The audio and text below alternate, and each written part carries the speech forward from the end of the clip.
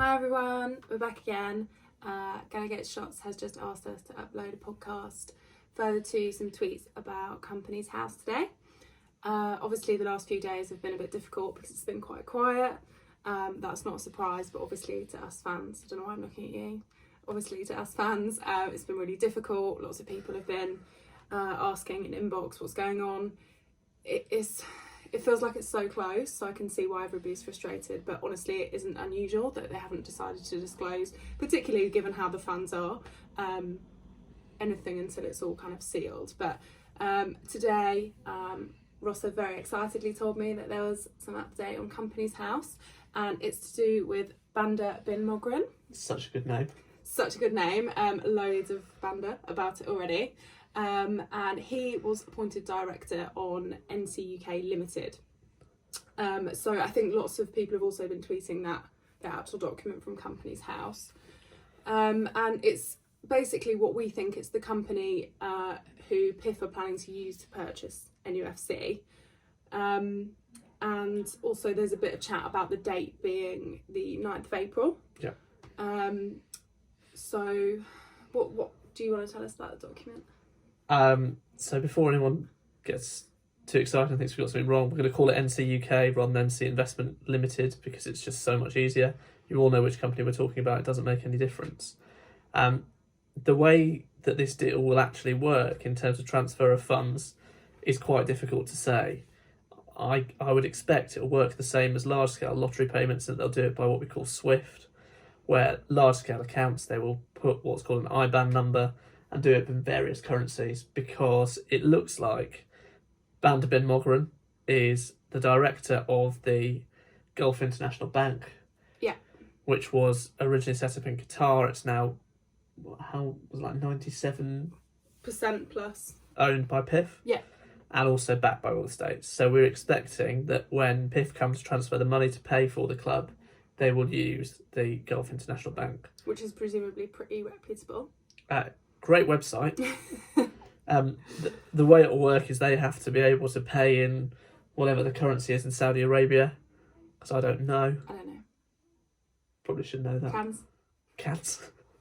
They wanted to get that into sterling to be able to pay Ashley.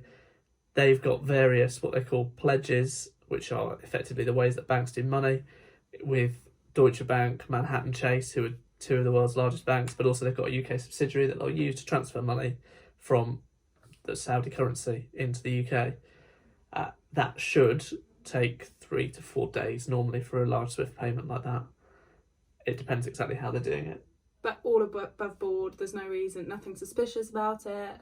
No. There's no reason that they're not doing it through Stavely, just how it is. So what we'd expect is, well, there's two ways it can happen. Either PIF can now buy into what was JV1, which is a joint venture between Reuben Brothers and PCP via Stavely, or they can use NC UK along with JV1, who will then both pay Ashley and have the 80-20 split, with the 20 then split between the Reuben Brothers and Amanda Stavely. And there's been a lot of people saying on my tweet that it's probably all just been backdated because it's the 9th of April. And we were just speaking about this.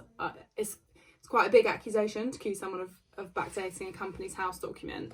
And I was just asking Rhys what the deadline is, and they have 14 days to submit it. And then obviously from my experience, usually with my clients who are being prosecuted for not filing company accounts, it does normally take a few days to upload.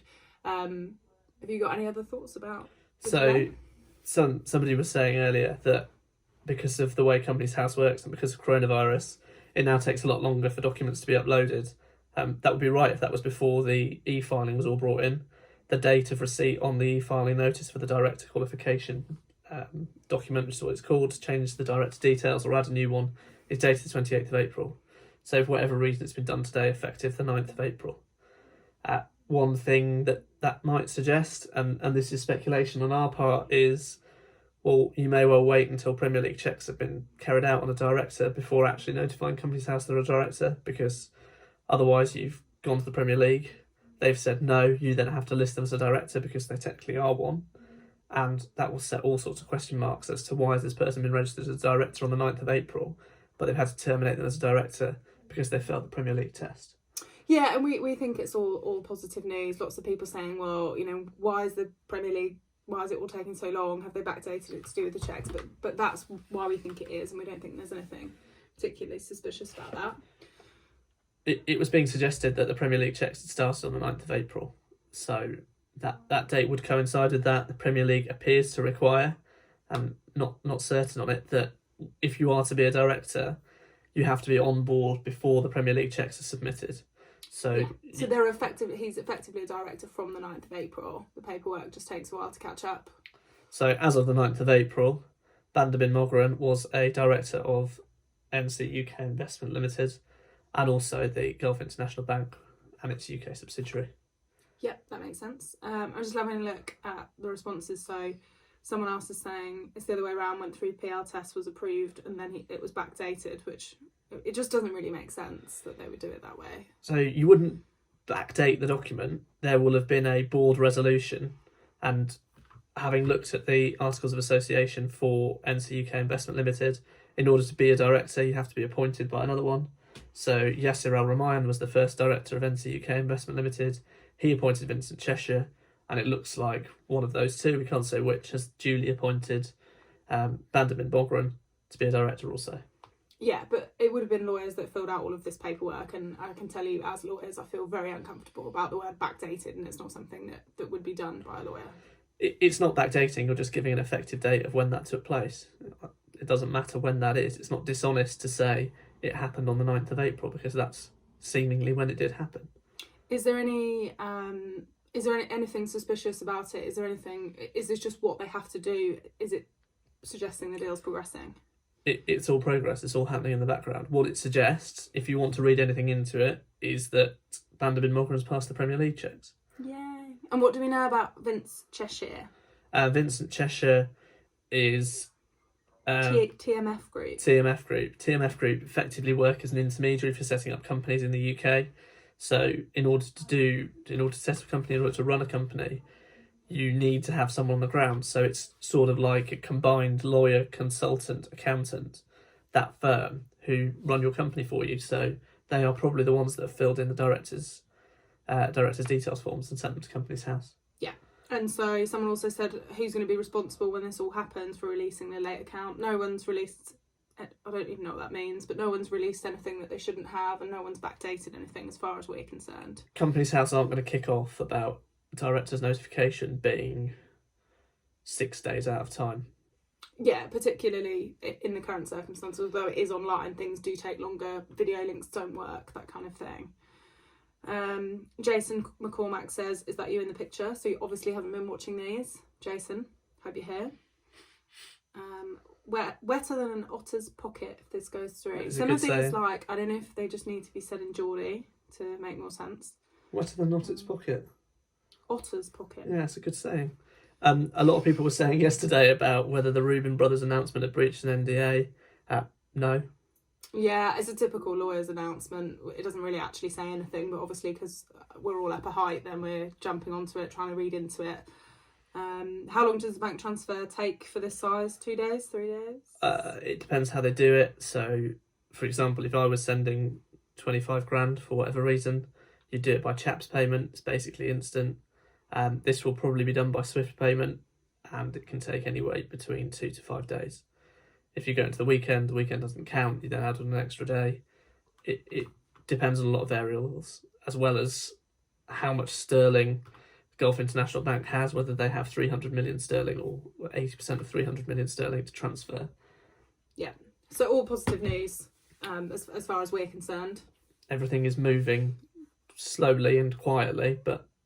Yeah. And just before we came on, actually, you said that someone had tweeted saying it's all happening. Someone called Greg Lake. So Greg Lake's tweeted to say, deal done, Rafa inbound. Yeah, I mean, obviously, we've been keeping an eye on what people have been saying, and actually I think the Chronicle should probably be giving us some commission because they seem to tweet very similar comments Lee to us. did say he was going to send me a cheque, but I haven't received it yet. But obviously everything that we comment on, probably because we're lawyers and we're really boring, is based on evidence, and I think pretty much everything that we've said today has been quite accurate. So as a fan, obviously I know it's like a super stressful time, we're all just mega desperate for it to go through, but Adam Wallace, this is you. Just try and keep calm, try not to go too crazy, and when there is something to comment on, then we'll try and be here and try to explain some of it. You don't need to know what all of the technical terms were about board meetings and memorandum of association. Yeah, it's a document that says what a company is. Don't need to know. And a lot of people asking when the deal's going to be done. I mean, the short answer is we don't know. When we were asked, or when you were asked about 2 weeks ago, you said 1st of May, didn't you? I still feel like that's a good time. I feel like things are moving, but it is pretty much impossible to say.